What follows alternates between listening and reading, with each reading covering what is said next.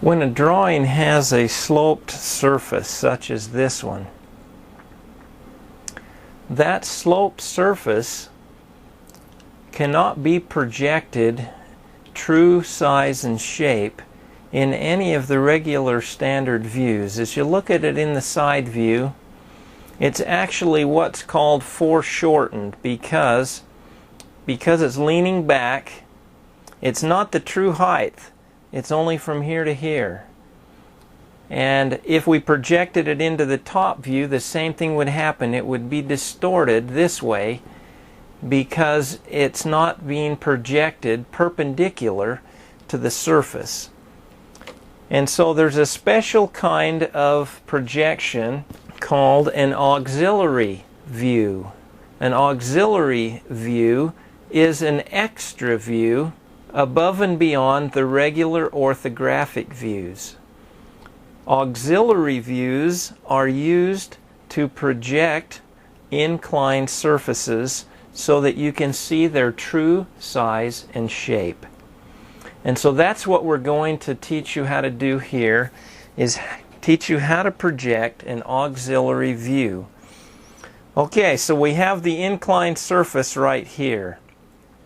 In order to project that, we're going to bring in our protractor head, and we're going to rotate it so that one side is parallel with the inclined surface, and then we'll lock it in at that setting.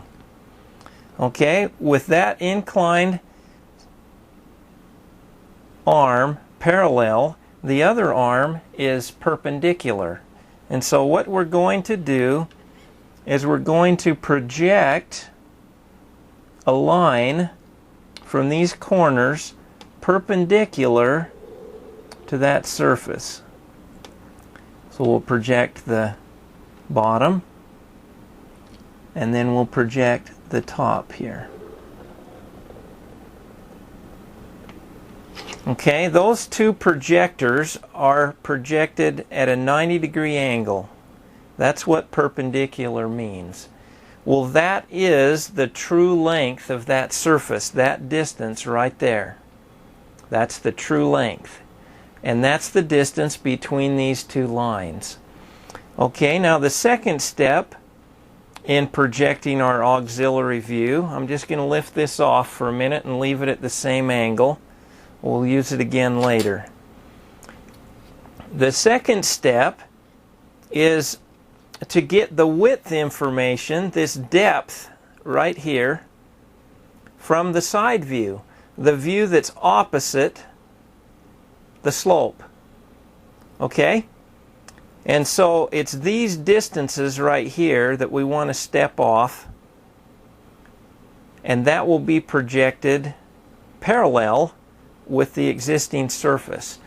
And so what we're going to do now is just slide up, decide where we want the auxiliary view to be. I'm just going to say I want it right in this area, and so I'm just going to put a construction line there.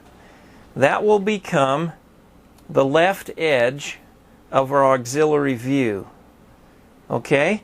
Now, you've used your dividers before for other things, but we're going to use them here to transfer distances from the side view, because this distance is going to be the same.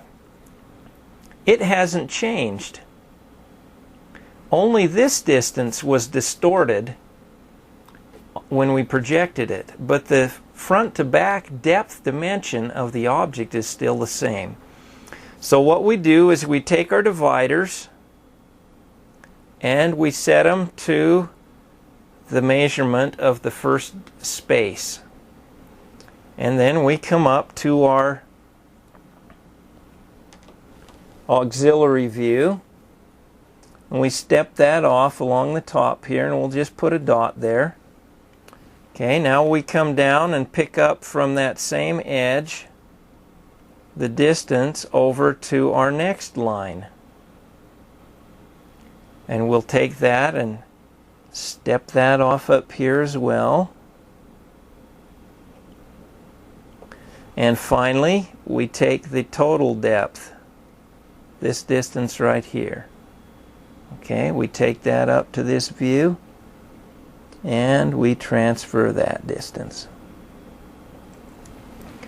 Okay, so the only thing that we needed from the side view is the depth information for this surface. This T shape right here is the sloped surface. And so we're going to build that right here in this space. So now we know where the little T steps in and where it steps back out. We've taken those measurements side to side here with our dividers. Now, to get the height information, we're going to project that perpendicular to the inclined surface.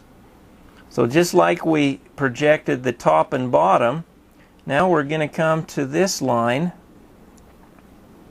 where it steps in, and we're going to project that out. Okay? Now, we're going to come up here and begin to build the shape. Okay, so that point is where this steps in. So I'm going to project that down.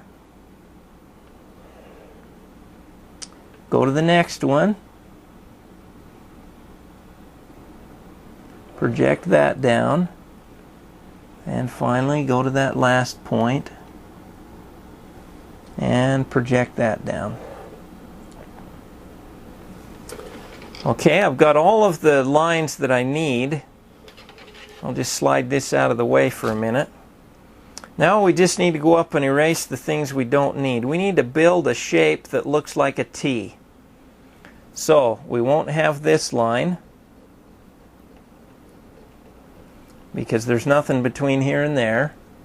We won't have this line because there's nothing between here and here. And we won't have these lines because that's not part of the slope.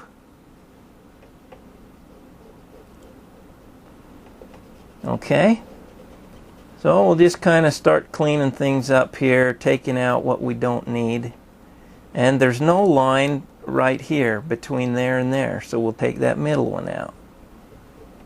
Okay, and since these are just construction lines, no big deal. We'll just clean up a little around them here so it's a little easier to see what we've got. Take our dusting brush, clean it off. Okay, there's our shape. There's our T shape. That's what it really looks like in true size and shape. You can see how much it was distorted in the side view. So all we'd have to do is darken it up and we'd be finished with it. Hold on just a minute and I'll darken it. Alright, there's our finished auxiliary view. Perpendicular with the surface, true height, true width, its true size and shape. No more distortion. So auxiliary views are really fairly simple to project. We get the depth information this way by using our dividers to measure that distance in the side view for each of the features. And we get the height information by projecting perpendicular to the inclined surface in the other view. So that's how we got this line, that's how we got this line, and that's how we got that line. So it's a combination of projecting perpendicular to the inclined surface and measuring using the dividers in the other view. It wouldn't matter if we had a top view instead of a side view, we could still get depth information off of that view. And so this is how you project an auxiliary view.